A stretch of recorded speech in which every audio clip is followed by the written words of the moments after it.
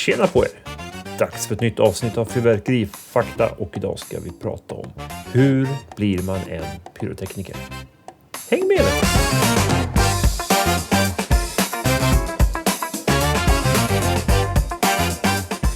I det här avsnittet kommer vi snacka om hur man hittar sin utbildare, vilka kurser det finns, hur funkar det med tillstånd, lager, priser på kurserna och mycket mer. En liten snabb disclaimer också. Jag pratar fritt ur hjärtat och minnet, så någonting blir säkert tokigt här i. För över 3 år sedan så gjorde jag en version av det här där jag gick igenom hur blir man pyrotekniker. Mycket har hänt sedan dess. Känns som det är dags att göra en update. Vi börjar med att surfa in på MSBs hemsida om användning av explosiva varor. Eller nu för tiden är det Myndigheten för civilt försvar.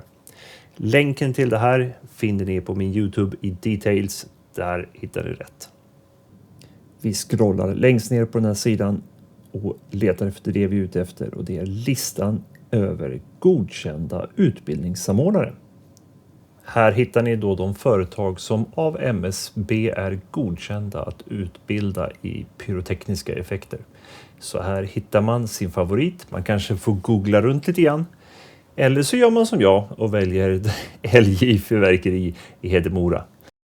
Innan vi lämnar MSBs hemsida så ska vi också titta på de utbildningar som minst krävs för att hålla på med pyrotekniska artiklar. Och de utbildningarna som finns i Sverige, det är A, B, C, D, E. A-kursen, det är pyrotekniska sceneffekter. Det är alltså fontäner, knalleffekter, blink, små single shots, romerska ljus, whatever som finns ute på ett scengolv eller på en arena eller inomhus. Och det delas upp i kategorierna T1 och T2. B-kursen är grunden till utomhusfyrverkerierna. Man kallar det för begränsat utomhusfyrverkeri. Då får man skjuta samtliga fyrverkerier i kategorierna F2 till F3 samt fyrverkeritårtor, stjärnrör, fyrverkeribomber upp till 100 mm. Alltså man får skjuta upp till 4 tum. Det är de här, tänker de bomberna som var lagliga för konsument på tidigt 2000-tal. Sen får man även skjuta sammankopplade pjäser i kategori F4. Begränsat till riskgrupperna 1, 2, 1, 3 och 1, 4. Allt det där, det lär ni er på kurserna sen.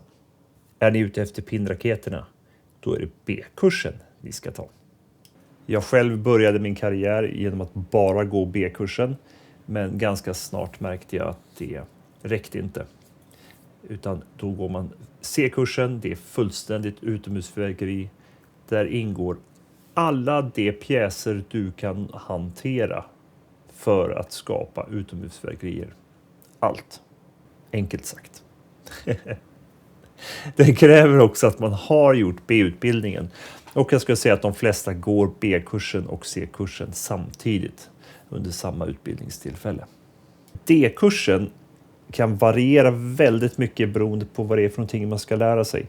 Det ryms väldigt mycket olika pyrotekniska effekter i D-kursen. Så den kursen som LJ har till exempel, där har den ju delar i D-kursen där man har reaktiva mål, man har rök, man har eltändare och såna här saker.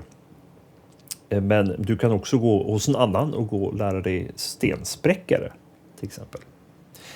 E-kursen, det är ett ganska nytt påfund som kom i våras när de ändrade reglerna. Och det är en specifik artikel om man bara ska skjuta just en raket till exempel. Eller just en viss typ av smällare eller någonting riktat mot jordbruk skulle jag säga. För raketer kan ju användas för att till exempel skrämma bort fåglar ifrån åkermark och sånt där. Jag vet inte någon som har kurser bara för en. Det håller nog på att formas i dagsläget. Nog snackat om det här. Nu hoppar vi över till pyrokurs.se och LJs sida. Och på första sidan här på pyrokurs.se så hittar ni 2 stycken bra filmer från Mr. Andy, The Pyro himself, där han har varit på besök på kurserna. Och jag har också varit där så sent som i våras. Kommer säkert åka dit nu i vår igen. Så det finns filmer om kurserna på min YouTube-kanal också. Men vi klickar vidare och tittar på hans kurser. Och här ser ni då A-kurs, B-kurs, C-kurs och D-kurs. Men också ADR 1.3 som är en viktig del i din portfölj med kurser du behöver som pyrotekniker. För att med ADR 1.3 kan du frakta fyrverkeriet under ett regelverk som heter värdeberäknad mängd. Så man kan faktiskt köra dem i sin bil till och från ett lager eller från en skjutplats etc. Då slänger vi oss på de viktiga bitarna. Vad kostar det här? Det här är LJs kurs 26 till 29 mars och de priserna för den kursen. Jag tror tyvärr den är fulltecknad ifall att ni skulle vara intresserade. Men mejla och fråga om det skulle vara så att ni är sugna. Men det här är ett bra exempel på att få en uppskattning om kostnaderna. Vill man bara gå B-kursen till exempel är det 6 000 kronor inklusive moms. Men det ingår också utbildningsmaterial, mat, fika, övernattning. Jag tycker det är ett grymt pris. Vill man gå B och C och del i D, alltså för fullständigt utomhusfyrverkeri, 16 000 kronor. Man kan tycka det är mycket pengar. Men tänk på hur mycket krut ni kommer skicka upp i luften som förvandlas till magi för de pengarna. Det är väl värt i mina ögon i alla fall. Vill man gå hela alltihopa, gå A, B, C och D, då har den ett paketpris på 19 000 och det tycker jag är riktigt bra. Så för att summera, vill ni skjuta pinnraketer, vill ni skjuta bomber upp till 10 cm, 4 tum, då går man B-kursen. Vill man ha fullständigt utomhusfyrverkeri, skjuta smällare, saluter, stora bomber, vad ni kan komma på, allt finns där vid era fötter. Går man minst B, C och D-utbildningen och då kostar det 16 000. Nu slänger vi oss över och kollar på tillstånd, för det är liksom andra halvan i det här.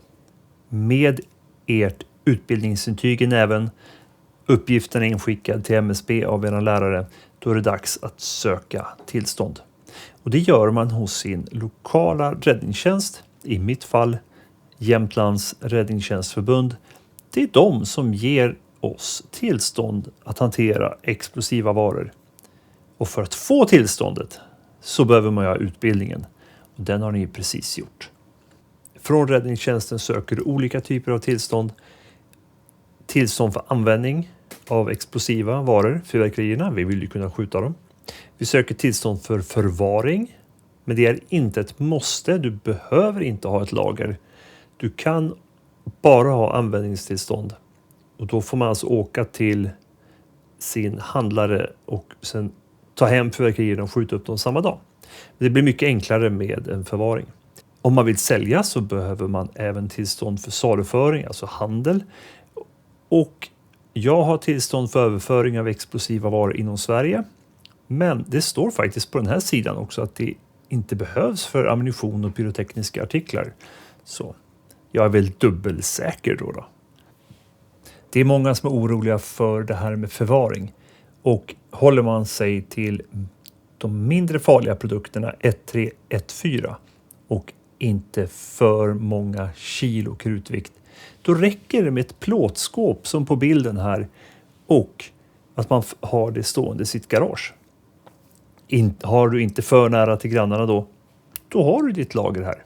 Det behöver inte vara mer avancerat än så.